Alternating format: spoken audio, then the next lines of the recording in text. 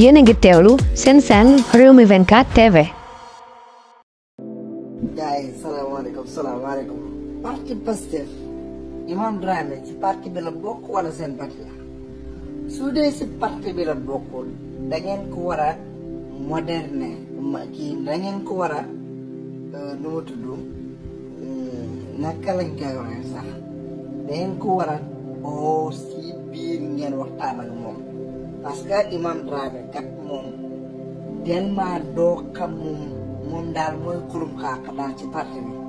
Imam Dramé daal mooy bu Karim Gueye ci parti Pastef daal xam nga bu Karim Gueye moom bokk parti Pastef moom nee na ci askan la bokk waaye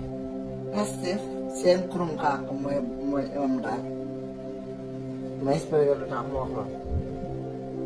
parce que Imam Dramé moom dafa ñeme wax ay bêtises woo naa El Malick jotuma ko woo naa Ousseynou Ly jotuma ko li ci ndeyu média ba taxaw ne ay jànk ñu ngi leen di woo te man li ma naqari si Imam Dramé nag bëri naa ci morom mooy pour moom Sénégal li fi xaw yépp xam na ko bala maa gën a dee mu ne man dama informé yow loo xam Imam yow Sénégal yi ne nag képp yem li nga xam la Sénégal yi xam arrêté quand même bàyyi ci caaxaan yi nga nekki caaxaan baaxul man seen récompris kii nu mu tudd compte wante tamit yow it dee ko teg si yoon yow mënuloo xeex ba yegg si dans 3 mois nga bëgg taxaw tam ci tel plateau télé yi di winu pande ñaari gor yoo xam ne danga leen ay xale jigéen ñu leen digal bu fekkee seen sœur lañ wala seen mbokk parce que tamit man nga ma woo bañ màggat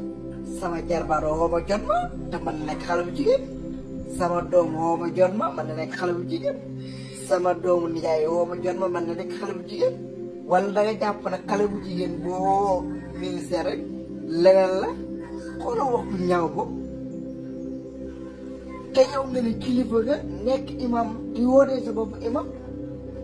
te yow xamuloo li nga war a wax ci mbedd ak li nga war a wax ci biir kër ah yow ñaari waxi xàmmewu leen li nga war a wax ci mbedd ak li nga war a wax ci biir kër parce que yow xale bu jigéen su wooyee El Malick xamoo ban xale bu jigéen la xamoo jarbaatam la xamoo nijaayam la xamoo sëttam la xamoo jabaram la xamoo doom la yow booy El Malick jotoo ko loo koy doyee wala da nga bëgg su fekkee ne xaalis ngay wut yow yaa ne yow féex nga yow yaa koy wax yàlla nga lay suturaal féex nga yow yaa naan yow yàlla moo lay suturaal féex nga yow yaa ko yàgg di wax léegi looy doyee El Malick loo koy doyee waxuma ne bu ko woo nag waxuma ne bu ko woo Ousseynou Ly loo koy doyee waxuma ne bu ko woo war nga ko leen woo su fekkee si parti bi nag boo amee soxla woo leen wante kanaa ñi la nekk di laaj xaalis wóor te ñoom amuñu xaalis bi ñu jox parce que xaalis askan wi duñ la ko jox boo liggéey ñu taxaw war a rendre compte ñu ne nag xaalis bi ñu naan ñu ne waa parce que ñoo gën a yées Imam arrêtel sa caaxaan yi ngeen nekkee